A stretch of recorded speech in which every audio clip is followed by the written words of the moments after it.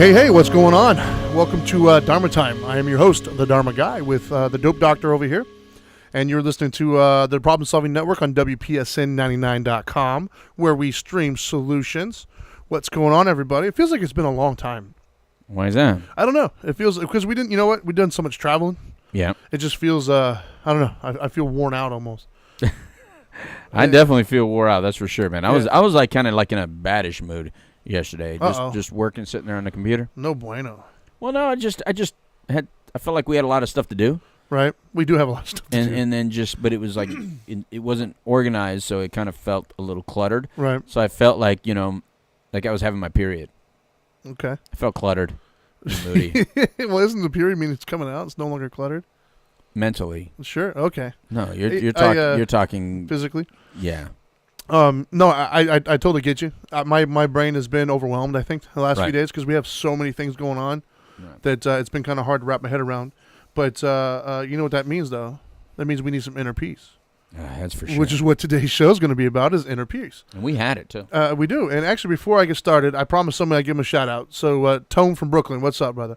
Thanks for tuning in, man. Make sure you tell your friends, share it. We do good stuff on here, man. So thank you for listening. Tone from Brooklyn, supporting the MTA over there in New York, the subways, getting everybody to work. Appreciate that. You make the world go. I like that. Yeah, that's an important job, right? You make sure everybody gets to and from work. Yeah, because if they can't, they'll blame you for sure. Exactly. It's one of those jobs where nobody cares until you do something wrong. Not only that, you can lose your job. I mean, it's not even your fault, but it might be your third time, and your boss doesn't care. Yeah, pretty much. So anyways, let's go ahead and jump right into it, man. Inner peace. That's today's show topic. What made me think this was, as I said, we've been doing a lot of traveling. We were lucky enough to be teamed up with a NASCAR team, I guess, All Out Motorsports, number 7. It is now the Now Matters More truck, which I'm very, as a foundation, we're very blessed to be a part of. And so we've been spending an awful lot of time going to the different races and meeting everybody and doing a lot of filming and social media stuff. And it's been very fun. I'm very excited about that.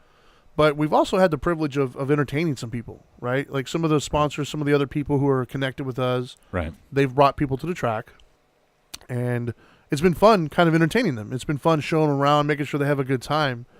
And apparently we've been doing a good job at that, right? Apparently we've gotten some feedback. Yeah. And they've liked it. They've had a blast, right? Mm-hmm. And one of the gentlemen who was Jared Thomas was his name. Right. We spoke to him on our drive back on our. It ended up being like an 18-hour marathon drive because of traffic. It did. It was a long stretching drive. out. Yeah. Well, we got traffic in Nashville and Atlanta. 2 different cities. So, but anyways, I digress. We so we had a good conversation with him. On our way back, we were making phone calls to everybody, kind of trying to handle some business while we were driving. And he said some things that kind of just stuck out to me. It really did. He was saying how, he to use his exact words, he said he didn't know if we had $1 million stashed away or not, but he couldn't tell because we were just so happy. Right. And we made everybody else around us so happy. Right. And so that got me to thinking, why are we so happy? Why do we give off that vibe? Yeah. And I think that you and I have something in common, and that is we found that inner peace. That's, I don't know, that inner whatever it is that kind of just gives you contentment, if you will, happiness. And I think both of us are very similar in the fact that we love our lives, man. Like, I love my life. I genuinely love my life. Yeah, buddy. I've got a great family. I've got a wonderful wife at home that supports me and enables me to do what I do.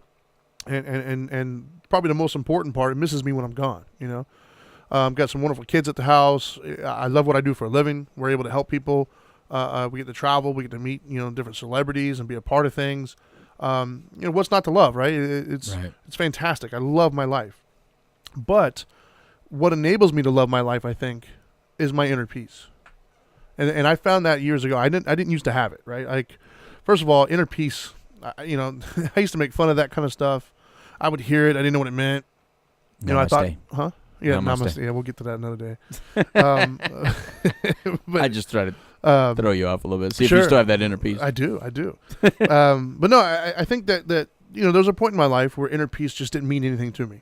I thought that I had it, and if anybody else said I needed it, I didn't see the benefit of it or the value of it, I guess. And then as I started getting further into it and started talking to other people, one thing a lot of people kept saying to me was, is it important? Is it even possible? Is it obtainable? And so I'm here to say, like, the show today, we're going to talk about it, I think, and talk about why it's important and how to get it.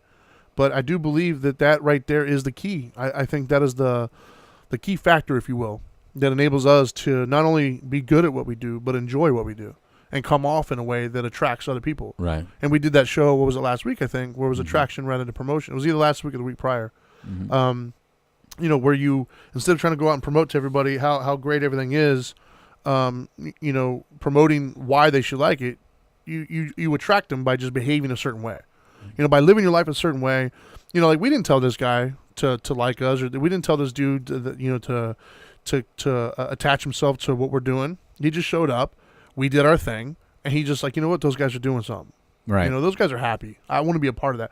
And I think my most favorite part of the entire weekend was hearing him say, the Hillbilly Stills and the other ones, just to hear them say that they've been to races before, but they've never had as much fun as they did that time. Right. That to me was made the whole weekend worth it, man. Yeah. To hear that we were able to have an impact on other people's lives, man, and give them just, for that weekend or that day that they were with us, to give them that moment where they were just like, yo, I haven't laughed this hard. I haven't had such a good time. That right there means more to me than anything else, I think. How about yourself, man? What are your thoughts so far? I would agree, because I know that our friends from Hillbilly Stills have been to a lot of races. They've been involved with racing. Coolest people I've met in like forever, by the way. Right. If you guys are listening, which I think you probably are, Mike and Matt, you guys are so awesome. Like, you guys literally are some of my favorite people. Right. They're so cool. Yeah, you try to adopt Mike as a father. That's right, man. He's my new dad. They've even been to the races with actual, Monster Energy Cup drivers like Clint Boyer. Yeah, the big time stuff. Yeah. And yet, for them to say this is the most fun they've had at a race and sitting in the pits and all that was really cool. And like you said, I think there was just a great energy. Yeah. Not only there, but I think there's a great energy we always kind of have around us with the people that we walk around. And like I said, we give off each other really good energy, and I think that's what makes it attractive, I think. Yeah, and I think on our drive back, when we're kind of just talking about it, right? Because once again, we had this 18-hour marathon drive back. It's like the drive that wouldn't end, I swear. Right. However, it's kind of hard to be irritated when you had such a great weekend and you're coming back in a Challenger. Right. It's kind of hard to be. We had even the long drive back didn't bother me. No, me neither. But we discussed at length, I guess, our thoughts on it, and you kept going back to, you think it's just a philosophy that we have, and so I want you to expand on that a little bit. I know what you're saying, but I want them to hear it as well. What do you mean by that? What do you think is our philosophy and why it is helping? I don't know. I'm just thinking that philosophically, you and I kind of match. Right. I think that we both already anticipate that troubles are going to exist, that problems are going to exist, that stressors are going to exist, but they're not necessarily, barricades that are stopping us. Right. We simply look at them as obstacles that we have to get around. And what's odd, both you and I also really like Bruce Lee's whole, be water. Be like water, baby. Yeah. So flow. And I feel like I've used that ever since I've learned that as a young man. I've always kind of went back to that be like water kind of deal. It's kind of like water's very brilliant. It knows how to, if something's blocking it and it can't get through, it just waits. Yeah. It's patient. Put water in cup, becomes cup. Yeah. Put water in bowl, becomes bowl. Yeah. Water crash, water flow. That's right. There you go. I love it, man. It can't be stopped. If it gets too cold, it turns into ice and patiently waits you out until it warms up again. Yeah. If it gets too hot, it evaporates and waits till you cool down, and then it comes back again. Be like water. It'll go left, it'll go right. One drop will lead the other drops to come follow it. And so philosophically, I think you and I kind of both do that we allow each other we can pop off real quick and do something for 5 or 10 seconds. But then at the end of the day, the next day, we're not still stuck in it. No. We've already moved past it. Let it go, man. We've already let it go. That's my daughter's favorite. Let it go. Yeah. Let it go. Yeah. And so I think that's what it is. I think that's what it is. I think that the fact that we're able to get froggy if we have to get froggy, the fact that we're able to be upset and not make it like you're not allowed to get upset. You're not allowed to be frustrated. Right. Yet at the end of the day, we both know it's going to be gone. Yeah. I mean, I think it took me a long time to get there, to be honest with you. It took me a long time I took everything personal. There was a time in my life where everything was personal, everything irritated me. Right. If I was mad for the whole day. Right. The next day too, the whole week sometimes. Right. And that was before I realized inner peace. That was before I put value on it. And I think that that's something that I hear a lot nowadays, where people talking about what they want to achieve, what they want to accomplish. Right. And the thing I noticed that a lot of people it's missing is that inner peace, right? Mm-hmm. The spiritual growth. Mm-hmm. Everybody's talking about what car they want, how much money they want, how many likes they want or something, and Right. trying to find the right partner, Mm-hmm. the right man, the right girl. They want a house, they want things, stuff. And even when they get some of that stuff, because I've seen people grow over Facebook, I've seen their timelines, and I've seen them get married, or I've seen them get cars, I've seen them do whatever, and a lot of them are still kind of wanting the next thing. And they're Right. still like, oh, as long as I get this job. Okay, they got the job. And now they're posting, well, I want to get this new car. This car is going to help me get there. And then they get the new car. And then it's like, well, I need a vacation. I need to go do this. Or I need to find a spouse. Well, if I get a spouse, I just need kids now. It's always something else. And what I think a lot of them don't realize, and I think if more people got this, all those other things would have more, it would take on a different value. Mm. And that is inner peace, man. Spiritual growth. It's just not cool. It's not sexy nowadays, right? Nobody wants to talk about, oh man, I learned such a great lesson last night. Nobody wants to hear that. Everybody wants to hear, oh, I watched this fight happen, or oh, I got this new Ferrari, or I got this, or I did. Nobody wants to hear about your growth. Right. And I think that's a problem, man. I really do. Well, because usually it's corny. It is corny. Unfortunately, life is corny. The corny stuff is what works. It is, man. There's a reason why these cliches are out there. And you kind of have to embrace the corny. Yeah. And I remember doing that in those early 90s. I remember Right. practicing to embrace the corny because the corny stuff worked, and all the cool stuff, all the coolest kids are in prison.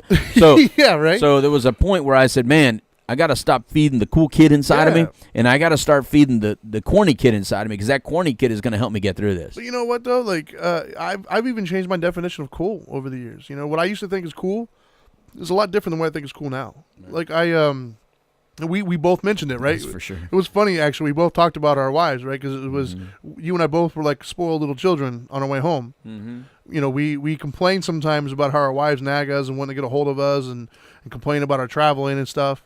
And yet both of us were pissy because we couldn't get our wives on the phone on the way home. Yeah. We were both like, what are you doing? Why aren't you answering my phone call? Yeah. And then once we both were able to get a hold of them, it was like a weird calming effect. We were like, okay, I'm good now. Yeah. Right? That's cool to me. Mm-hmm. That's cool. And we both even said it was, you know what, though? As much as it creates conversation in the house about the traveling that we're doing, you know what? At least I got someone at home that cares if I'm not there. Damn straight. And that means something. That's cool to me. It's cool to me that I got a woman I can go home to that cares. It's cool to me that I got children that want to FaceTime me because they miss me. Mm-hmm. It's cool that I love what I do. Right. It's cool that I get messages and phone calls of people telling me that something I said on air or whatever meant something to them or helped them achieve something. That's cool to me. And it's cool that you're not actively sabotaging it. What do you mean? Well, in other words, I think that a lot of people obtain stuff, right? But they start sabotaging it because they don't feel like they deserve it, or Okay. And when you don't feel deserving, you tend to do things unconsciously to sabotage it. Yeah, I can see that. And I think you and I also, where we match, is that we feel like, we deserve it. I mean, we've worked for this. This is not. We didn't luck into this. Yeah. We were actively very different people that were hurting people, mostly ourselves. But in the process of hurting ourselves, it hurt people around us. Yeah. And then we actively worked to be this person that we are today. And the coolest thing though that all right. So when I talk to people about this stuff, when these conversations kind of come up, whether it be in my personal life or professionally when we're doing groups and talking to clients, everybody seems to think that it's like some outside something, some book I got to read or some new thing I have to obtain, a friend that I don't have or whatever it might be. And a lot of them are shocked when I let them know like it's intrinsic. Yep. Like it's already there, and we've talked about this on numerous shows in the past, but as little kids, when we're born, we already have it. We're so happy. We're so content. We're so peaceful, inside. We're good. And then little by little, maybe through trauma or whatever, we learn how to cover some of that up. We learn how to protect it. Like, oh, that hurt. I'm not going to do that anymore. And as we get older, we look back and we've kind of just covered up everything that gives us peace, Right. you know? And we've covered all that up, and we've turned our attention towards more pleasure than peace. Right. We've tried to surround ourselves with pleasure, and what I mean by pleasure is momentary pleasure, like a good movie, sexual tendencies, a drink, a food, a vacation, a new toy, whatever it may be. Those aren't real happiness. Those are just momentary pleasures, and so we've covered up all these things, all of our vulnerabilities essentially, Right.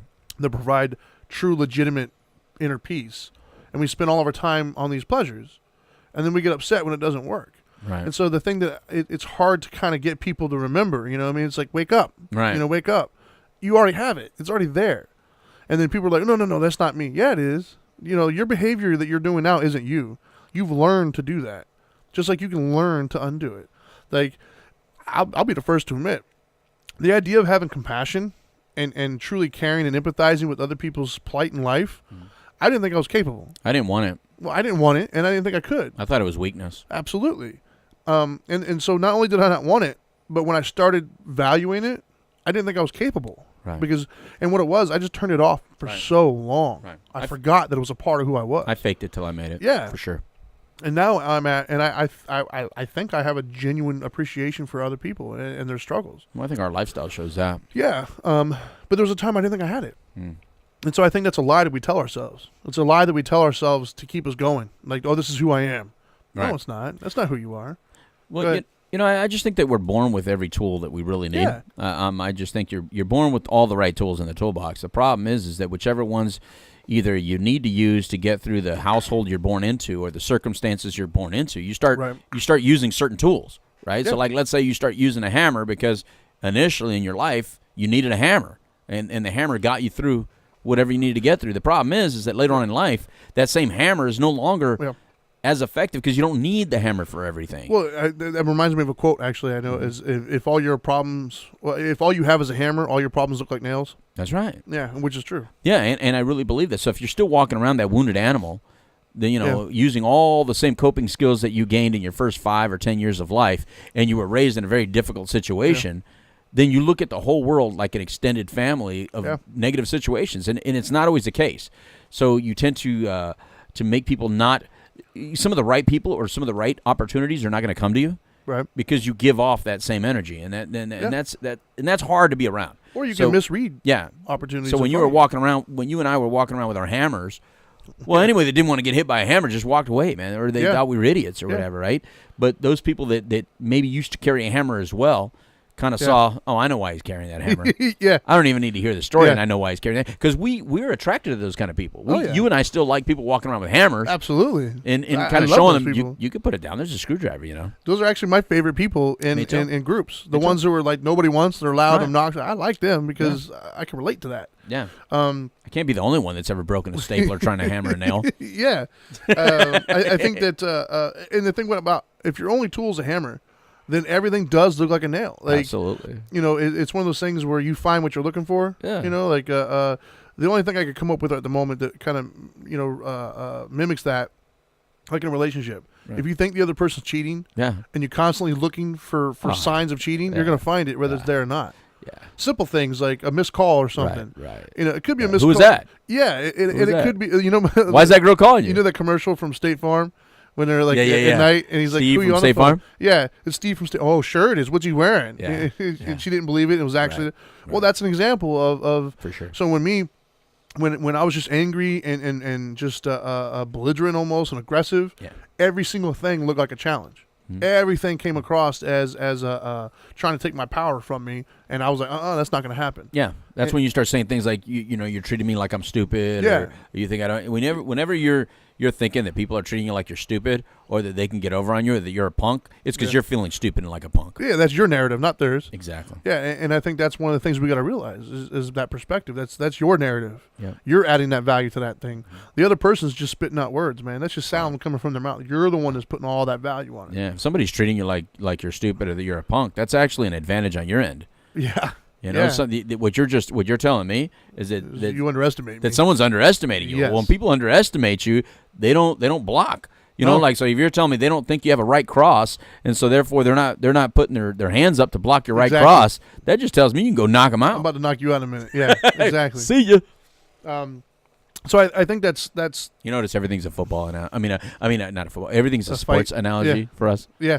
Everything relates back to sports. Guys can make a But sports so analogy easy. about everything. Yeah, it's so easy. Sports are relationships.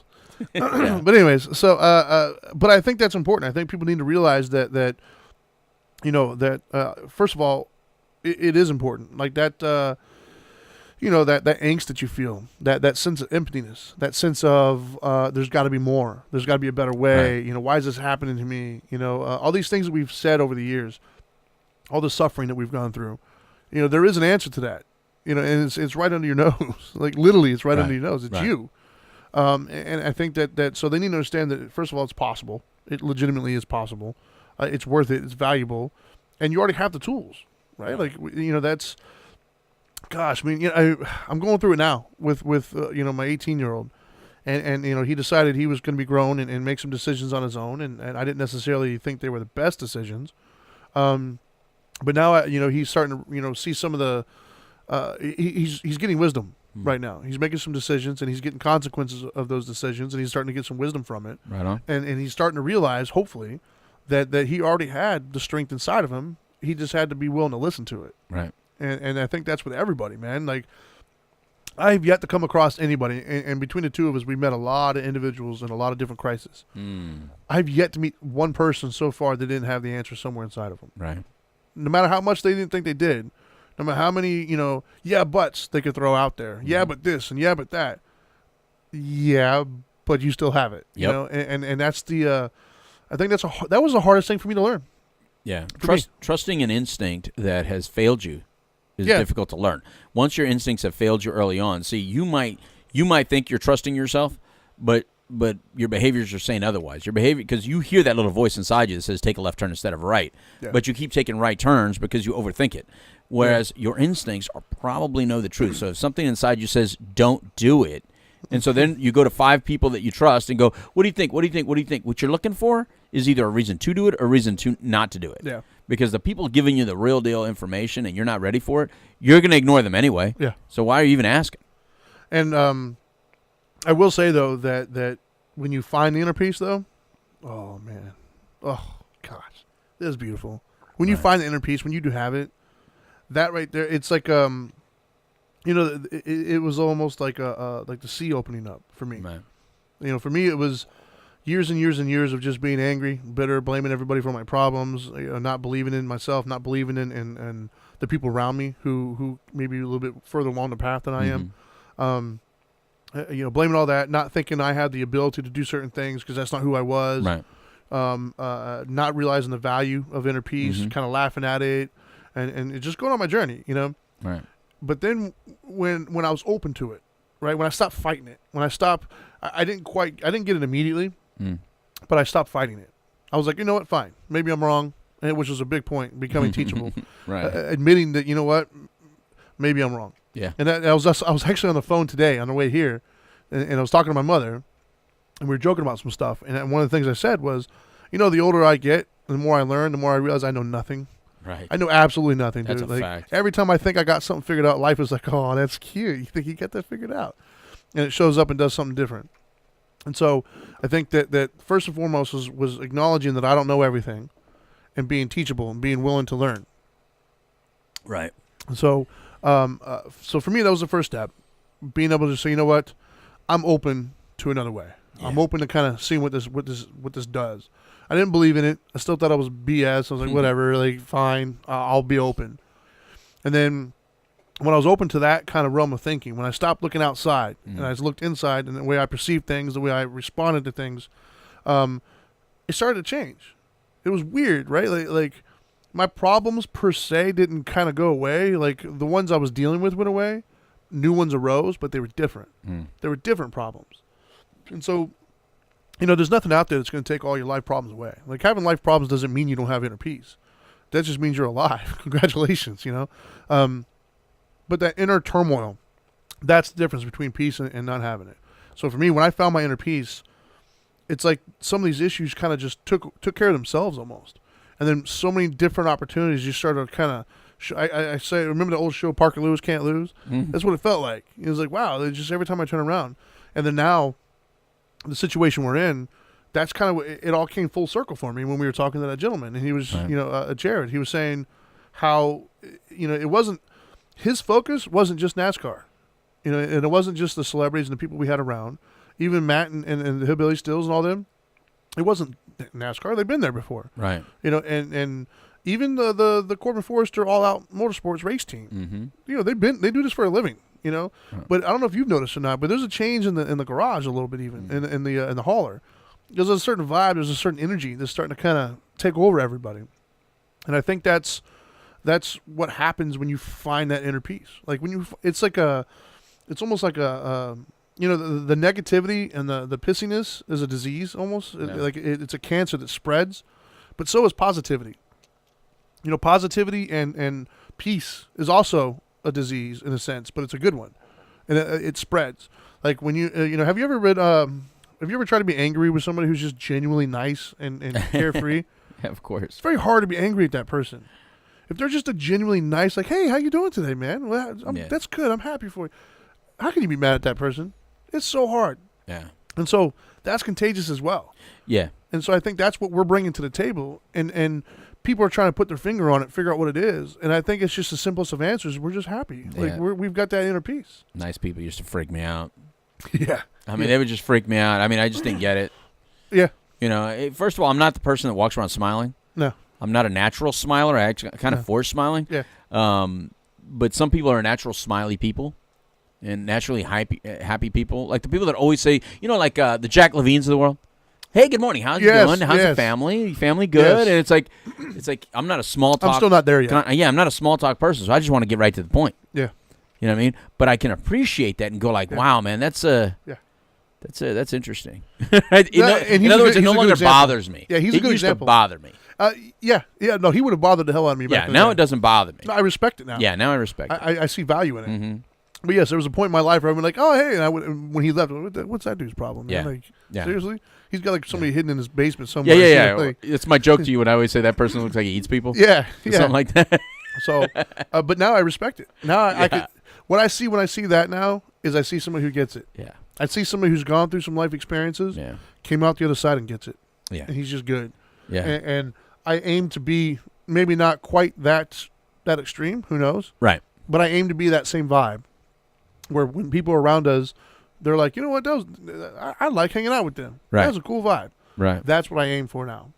To whereas before, the vibe I aimed for was very different. The vibe I was aiming for before was I wanted people to be afraid of me. Mm. I wanted them to have what I called respect. Right, but it was right. really fear. Right. Don't mess with that dude. Leave him alone. Right. Just stay away from that guy. What led to that for you though? What led for you wanting people to stay away from you? It had to be me growing up, man, being the trauma. I know, but what was it about people's connectivity that you didn't want? I have to assume it was fear of being hurt. Mm-hmm. Like I was because I was hurt early on. I learned how to guard against that. Right. And I learned that, I'm not gonna let you close because you're gonna hurt me. Right. And so I think that connectivity, that connection was my vulnerabilities, man. Mm-hmm. I was afraid of it. Right. And much like everybody else, Right. right? And I think it's an interesting point you bring up in the sense that I see that a lot as well, where a lot of people are very anti-relationship, Mm-hmm. anti this, anti that, because they're afraid to get hurt. Right. I hear that so often in groups, even Mm-hmm. where I don't want to get hurt. Where the hurt? I want to protect myself. I don't want to get hurt. Dude, you're gonna get hurt. Like no matter what happens, It's part of the deal. It's welcome to life, guys. It's what are you going to do with it? The first truth: pain is a part of life. So if you're alive and you're a human being, you're gonna get hurt, Right. physically, mentally, emotionally. It's gonna happen. But when you have inner peace, it allows you to cope with that hurt much easier. Right. When you just accept the fact that it's going to happen, then that enables the ability to learn how to deal with it better. Yeah. Like if you don't think it's ever going to happen, then you don't ever get the tools, right? Like it's Mm-hmm. insurance. Mm-hmm. If you go rent a car, they give you, insurance on your car, and you're like, oh, I don't want it because you don't think you're going to get into a car accident. Right. But if you know you're going to get in a car accident, you're going to get that insurance. Mm. So it's like if you don't think you're going to get hurt in life, if you think you're great enough to where you can avoid all pain, then you're not going to worry about having to deal with that pain because you think you're good enough to not get it.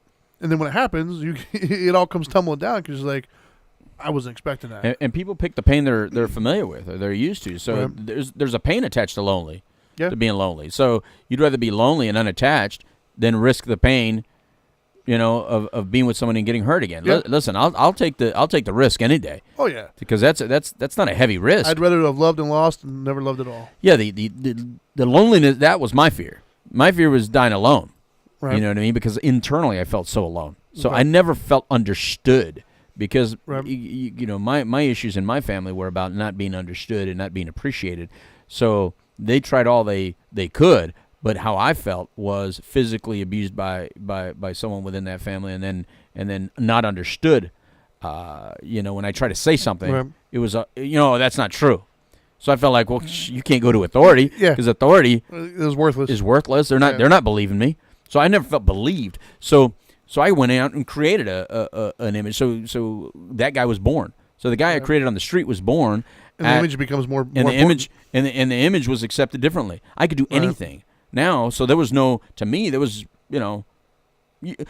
first of all, the problem is that I could do anything, and when I'd come home, if you tried to come at me, my family would back me up. Right. So in the family, I'm not believed or understood, right? Right. But no matter what I did out there, they got your back. They got my back, and they'll say, no, that didn't happen. He didn't do it. So it was like, oh my God. So it was easy to turn me into a madman because it was like there are literally no consequences out there. The only bad things is in this house. So as long as I do everything I need to do in this house, I could do anything. Yeah, I mean, I think that, and for me, kind of moving forward, when I was, especially like relationships wise, that was probably my last frontier, if you will. Somewhat friendships, but mostly, relationships with women. It was my final frontier of having to shed those vulnerabilities, and not be afraid of them. Right. Like just saying the words "I love you" was like a big deal for me. Right. Yeah. I remember when my daughter was born. I was very uncomfortable saying "I love you." Oh, even to that level. Just period. The words coming out of my mouth. I was very uncomfortable. And I didn't know why. I just was. And you saw it, like my mom and I. We have a relationship. We don't really say it much. We don't. That's just kind of how I was brought up. Yeah. But I knew my daughter needed it. I knew that it was important for her development to know that her daddy loves her, and so I made a point when she was born to tell her that constantly, just get over that. And so I worked very hard, and I shed that. The other thing I had to work hard at was, and once again, this is where the inner peace comes in, was showing her affection and love. Yeah. I felt very dirty almost. Like I don't know what the word is I'm looking for. I think I know what you mean. But you didn't know what was the appropriate touchy feeling is? Is that what you're saying? Sort of. I was worried about image. Like, how can I still be this big badass with this image of toughness and everything else when I'm over here loving on my daughter and being cutesy with her? But what makes that dirty? Like the dirty comment is what threw me. Yeah, like I said, I don't know if that's the right word or not. Okay. I just know that I didn't like it. I didn't like that way I felt. Because I've seen fathers that almost look like they're going too far. Wait, and it almost seems like that's creepy. Yeah, I don't mean creepy. No, okay, so you didn't mean that. Not the creepy vibe. More of the it's hard to be like that whole. You didn't want to be a teddy bear. Yeah. I wanted to be the snake. I want to be the beast that's going to bite you. You wanted to keep that. Yeah. And so I felt that it wasn't cool. You know what I mean? To be all lovey-dovey. Right. And then my children, I think, or my daughter specifically, because she was the firstborn, broke me out of that mold. Right. Because I knew it was important for her. My drive as a father to be better than what I had broke some of that. But then the last hurrah wasn't a relationship. Right. So it was one of those things where I was so used to kind of playing the field and keeping options open, things of that nature, that I was always I was unwilling to show vulnerabilities in that arena. Right. And so when I met my wife, she kind of brought that out of me because of her loyalty. Right. And you and I have talked about this before on numerous occasions, but there was a moment that happened between her and I when we were dating. Something took place, and she showed me loyalty that I've never seen before, and it just made me feel safe. It made me feel comfortable. And so it made me start to think, all right, let me because I already had practice with my daughter and my son, and because I already found my inner peace, right on. I wasn't as worried anymore about being hurt. I wasn't as worried anymore about being vulnerable. I was willing to give it a shot. And so I gave it a shot, and I tried it, and it just added to my peace. It really did. Like, it added to my completeness, if you will. Were you able to do baby talk with your kids? No, not really. Not early on, but I eventually was able to. Yeah. 'Cause I felt stupid doing it. Yeah, it's weird because I can do baby talk with the animals. Can't do it with kids. See, I can't do it with animals. Yeah, I can do it with animals. I can't do it. I can do it with my dogs. I feel dumb with animals. I feel dumb doing it to kids. Right. That's funny. But I think that all goes to that image that we all try to portray. Right. You know, and for us, it was the machismo, kind of don't mess with me image. Yeah. You know, for a lot of women I know, it's the whole I'm independent, I don't need anybody. Stop. You know, nobody's an island, dude. Like, stop trying to present something that you're not, all in a hopes of finding this happiness. And like you're going about it the wrong way. Yeah, because somebody sees it anyway. Of course they see it. You know, somebody sees it. And not like that, but you're not fooling anybody because eventually you're going to let somebody in, and then you're going to be one of those ones that are like, oh, I don't need a man, I don't need this, then you find somebody, and then it's I love him, we're getting married, and then like 6 months later you break up, like we see it, so part of the reason why that's happening is you don't have the inner peace. Like you're expecting this individual to fill a void that they just can't fill, and you're relying too much on that. So if you find the inner peace, and this is for men and women. If you start out looking for the inner peace, then everything else starts to get easier to find. Yeah. Because you're putting the proper weight on things. Like I don't look to my wife to make me happy. Right. I look to my wife to be my wife. I look to her to be my wife, be a part of my life, share it with me, be my sounding board, and love me and care for me and accept me. But I don't need her for happiness. And I think that's a big deal. And I don't mean that in a negative way. No, they're not your whole world. No, my happiness comes from me. Yeah. And that makes me a better husband. Right. That makes me a better father. That makes me a better son. That makes me a better friend. Makes me a better everything. Yeah. That I already found my happiness, my peace inside. And so I don't put as much weight on little things that don't need to wait anymore. So go ahead. I know you had something to say. No. I was just thinking. I was agreeing with you. You had that look. That you had a comment. Oh no. I was just agreeing with you because I don't think that your partner should be your whole world. I think that you should. Definitely appreciate them and enjoy your time with them and whatever comes with that. However, I think, the people that say, oh, she completes me or she's everything to me or he's everything to me, I'd be lost without them. Right. I think you're setting yourself up for a loss in the future that you're not going to be able to handle. I already know that that's going to happen. I already know that if something should happen to her, it's going to hurt. Sure. It's going to be horrible. Of course. But I'm not going to go into it thinking, I will be less of a person because of that. I will adapt to that situation however I need to adapt. I just don't want that to happen. Of course, man. Nobody does. That's ridiculous. And I think that's the thing, too, is all these people who are saying that they don't want to be hurt. Nobody wants to be hurt. No. Like I don't, no. Nobody wants to be hurt. But in order for you to truly appreciate the goodness, you have to be willing to be hurt.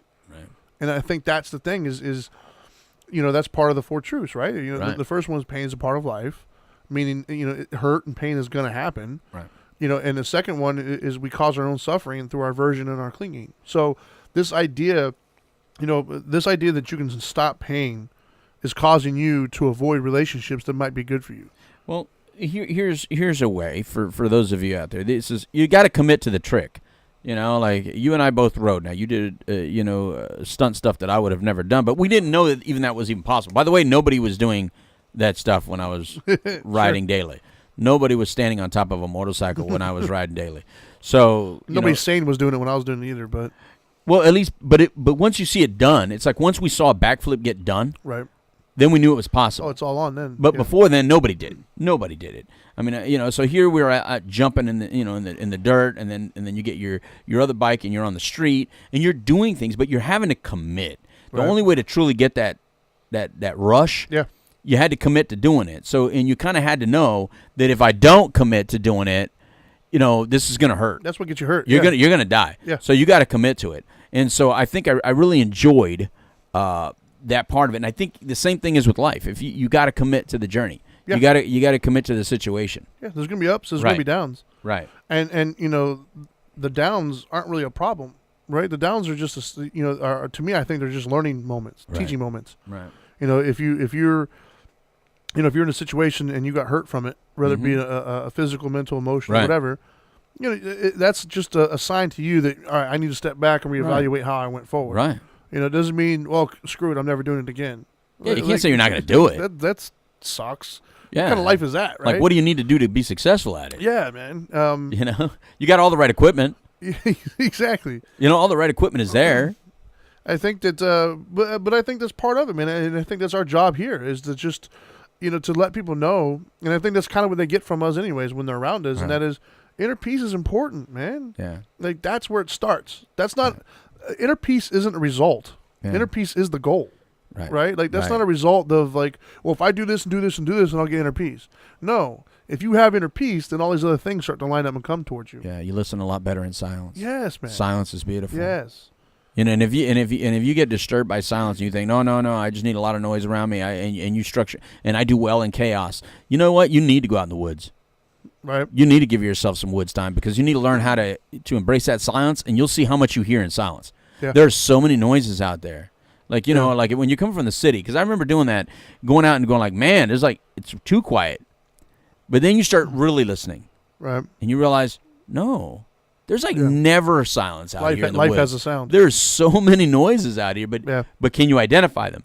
And just that practicing of identifying all the noises that you hear in a seemingly silent place is pretty cool. No, it's not sirens. No, it's not people yelling at each other.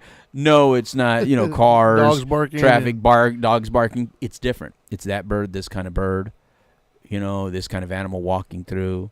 You'll even hear like the small little rodent animals. Yeah. If you listen quietly enough. Yeah, I think and the streams. Oh my God, the streams and the waterfalls. The waterfalls are beautiful. You can't tell me that noise isn't cool. But I think that that journey to inner peace, when you really make that your goal, then everything else takes on a different form, right? Like God, I'm like a scratchy throat today. Right. But I think that because of the inner peace, I often say, when it comes to right intent, right? That's the the second part of the Eightfold Path, right intention. And so right intention is not only understanding other people's intent and your own and kind of giving them a benefit of the doubt. Yeah. But it's also what my intent is. Yeah. Otherwise, my intent used to be I want to be right, or I want to be powerful, or whatever. Yeah. And so, much like in the drug and alcohol world that we're both a part of, when your intent is to get the drug or get high, then everything else leading up to that just makes sense. Of course I'm going to steal from somebody. How else am I going to get high? Of course I'm going to do that. Yeah. Things that you never thought in a million years you would do, you're doing now to achieve that goal because that's your intent. That's your goal. Right. And so for me, when my goal was to be powerful, or my goal was to be, whatever image I was trying to portray, then of course snapping at people, seeking out conflict, being aggressive, of course I would do that. It just makes sense. That's what I'm trying to do. Yes. But when I made inner peace, when I made enlightenment my goal, when I made I want to be this, then of course I would meditate. Of course I would have more compassion. Of course I would have more empathy, because that's what you do to get to that thing. And so I think that's what's helped me. And I've seen help other people is when you set that as your goal. Instead of wanting to be right all the time, or instead of wanting to be this, or wanting to be pain-free, if you will, I just want to be good. I want to find peace. And then you start to ask yourself in the middle of each situation, is this going to take me closer to peace or further away from peace? Is this going to help me achieve my goal or not? And when you find out that it's not going to help you achieve your goal, you start making different decisions. Right. And then you start getting different consequences. Different answers start coming to you. And then stuff that you used to care about, you don't care about anymore. Right. Like, I have people in my life now that I interact with occasionally that, have attitudes or have a certain way of doing things that I don't necessarily, it's not agreeable to my personality. And I used to feel the need to say something. Yeah. I used to feel the need to be like, what'd you say? What? I need to correct you on that. But now I'm just like, whatever. Like it genuinely doesn't bother me because I already have my peace. And that peace is so important to me that I don't want anybody to take that from me at all. Right. That's how important it is, and that's how much I grasp and hold on to it. And I think that the more people that would shift their focus onto I want to find peace, God, we'd have a much different world, dude. Yeah. Everything, it would take on such a different meaning. And the things that irritate you wouldn't irritate you. The things that matter to you wouldn't matter to you. Right. Because that's the problem is we put so much importance on things that just don't matter. Like, okay, somebody says something. So what? Who cares? It was like, I feel silly now looking back on it, but somebody would say something to me, I felt the need to kind of correct that, whatever they said or tell them they're wrong, whatever. I mean, at the end of the day, bro, all it was somebody made sounds from their vocal cords in my direction. And I felt the need, really? That's so stupid. Dude, being a citizen's arresting is still, if I fall back, that's where it's at. Yeah, man. If I see somebody bullying somebody or if I see something, The citizen's arrest Well, that's thing a little comes bit in. different, though. I know, but it does disturb my peace. I could just walk away. I do get.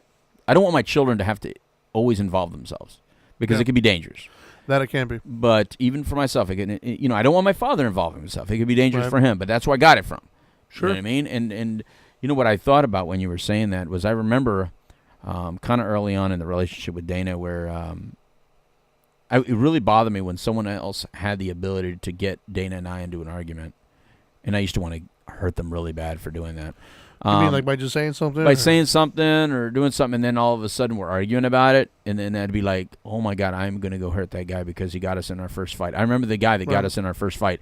To this day, she brings it up, and she goes, I can't believe you got that crazy. Wow.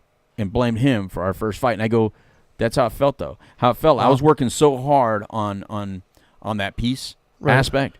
That I felt like, how dare you try to take this away from me? It's like I was getting something. I didn't fully have it yet, but I was getting it. And I started getting the rewards and the benefits from it. How I know is because someone like Dana would have never been attracted to someone like me if I hadn't been deserving, if I hadn't been doing some of the right things. So I was terrified of losing it initially. Yeah. You know what I mean? And so when anything would look like it's trying to upset that balance, I wanted to pounce. Right. And I thought secretly I can go like assault that and take care of it, and it wouldn't affect us over here. But it does. But for some reason, she had a truth serum about me, and I couldn't help but tell her everything. Right. And that's where the peace came from. Is from being completely brutally honest. To be honest with you, I agree. That sounds weird just to say it like that, but from being so open with her, right, it let me hear me. It let me hear what I was saying. That's the big one. Is we got to be honest with ourselves. Yeah. But when you're silent, you can change the dialogue. But when you say it out loud, you actually hear yourself.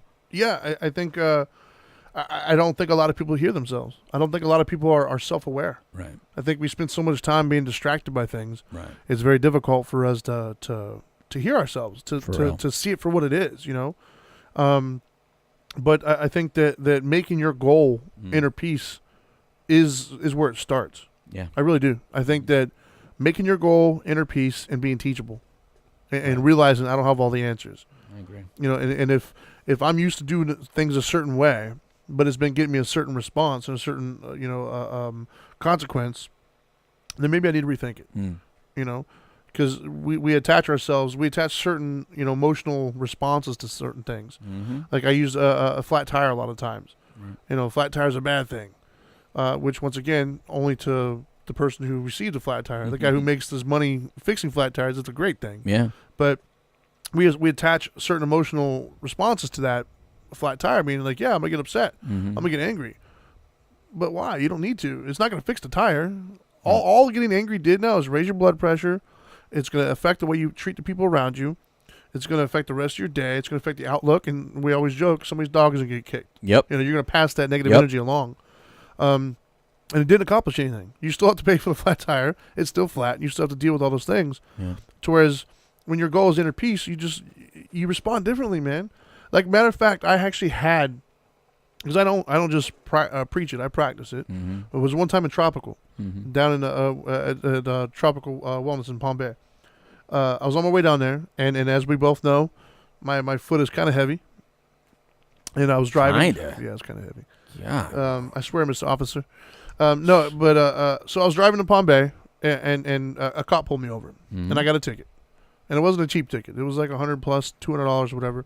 It sucked. At the time, it was just there was other things happening, and it hit hard. Yeah. But when the cop was there, I said to him, I was like, you know what? Hey, thank you very much. Be safe. Like, it's not his fault. He's just doing his job. And so I thanked him, shook his hand, told him to have a seat. He was laughing and joking with me. Like it was like a great moment between two guys. Just hanging out. And I got back on the truck and started driving. Got back on the phone, did what I had to do. Showed up to Tropical. And had a great group of people, and then use that as an example to people of like, look, man, it is what it sucks, but I'm not gonna let it affect my inner peace. I'm good. Like, and consequently, because of the inner peace, the rest of the day went fine, and nobody knew anything about it other than the ones I specifically told. Right. To whereas, had that happened, years prior, I would have been pissed. Right. I would have blamed him for it. I would have cut off people on the way there. I would have been angry. I would have walked into the place. I would have had this just disgruntled attitude, and I wouldn't have been able to be impactful for anybody around me because I would have been so stuck in what I'm doing. Right. And I would have justified it by saying, well, this punk over here gave me the ticket, whatever. Yeah, the government. Yeah. This is how they make their their money. money. Robbing us, and they don't need to. This is ridiculous.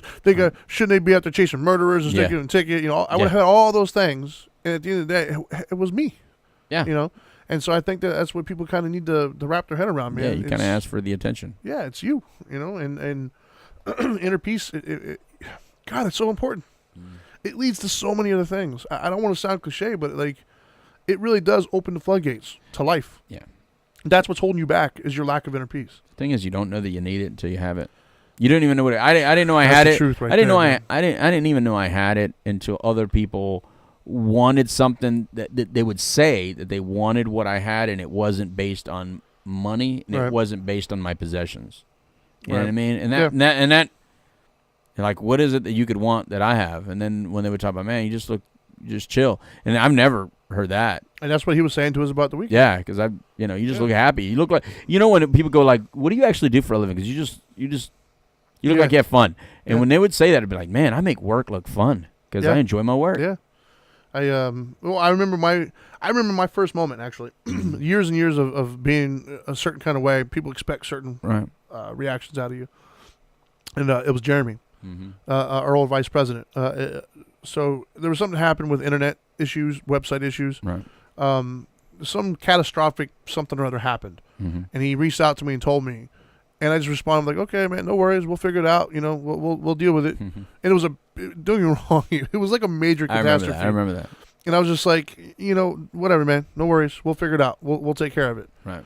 And he responded back. And this is early on in mine and his friendship. Yeah, yeah. And he sent me a message. Man, I think I still have it, actually. He said, dude, you're like the most Zen-like person I've ever met. And that was the moment for me that it clicked. Yeah. Because that phrase alone would have made anybody else in my life laugh. Right. Like, what? Are we talking about the same person here? Right. And so for me, that was my first indication, like, I'm on to something here. Yeah. And then, this weekend with Jared, what him saying to us kind of just reiterates that, and that's probably what I'm most proud of in my life is the turnaround that I've made where people see me as somebody who is just happy and good. Right. And content. Right, and he wasn't thinking we had $1 million stash because we were flashing money and we were throwing money and we were spending money. Because we were happy. It was based on We happiness. were just having a good time. Yeah, dude. that's all it was. Yeah, dude. So, but anyways, it looks like we're running out of time here. Yeah. I want to basically, I want to cover our 3 things and thank our sponsors and do all the house cleaning stuff. Go ahead. So, 3 things. And I told you, see, for those of you who didn't know, that was our show. Yeah. It was blank. Yeah. So anyways, so the 3 things. Number 1 is you got to know that inner peace is worth the chase. Inner peace is worth it. It is so good. Nothing tastes like it. Nothing smells like it. Nothing feels like it. Inner peace is the goal, and it's totally worth the chase. The second thing you got to know is that it's possible. I don't care who you are. I don't care what you've done. I don't care what your background is. I don't care your living situation. I don't care about any of that. It's totally possible to find that inner peace. You were no different than all the other millions of people who found it or who want it. And then the third one is it's internal, not external. Meaning it's not something that you get outside of yourself. It's something that's already within you that you got to find ways of uncovering it. So it's totally worth the chase. It's totally possible, and it's totally already inside of you. You just got to stop long enough to hear it and see it. And then you got to nourish it and you got to grow it, and it's got to become your goal and your focal point. So on that note, those are my 3 things. I'm going to go ahead and thank some sponsors here real quick. First sponsor is Retreat Premier Addiction Treatment Centers, which we're going to be on the Couch Live going down there one of these days soon on our sister show, or is that what we call that? A sister show? Other show? Yeah. Other show on the network, the Couch Live. So we will be down there in was it West Palm, I think it is, at one of the locations soon. So be sure to tune in on that one. Our other sponsor is Journey Pure, which we were at Bowling Green. We saw them over the weekend. Matter of fact, the Jared guy who gave us those compliments was a guest of Journey Pure. Yep. Other sponsor is, of course, Orange County Drug Free Coalition with Carol. They are awesome. They support us all the time. And then, of course, Now Matters More. NowMattersMore.org is the foundation we're both a part of. If you or someone you know is struggling with drug and alcohol addiction and you're trying to navigate the system, maybe you need some help, you call 833-NOW-MATTERS. That's 833-NOW-MATTERS. Or you can go to NowMattersMore.org, and there you can fill out the application. Or if you just want to donate, You can donate some money and help us do what we do. And I think that's it, man. I think that's all we got for the day. We're running out of time. That's it. Now my sign up. Now that you know better, do better. Peace.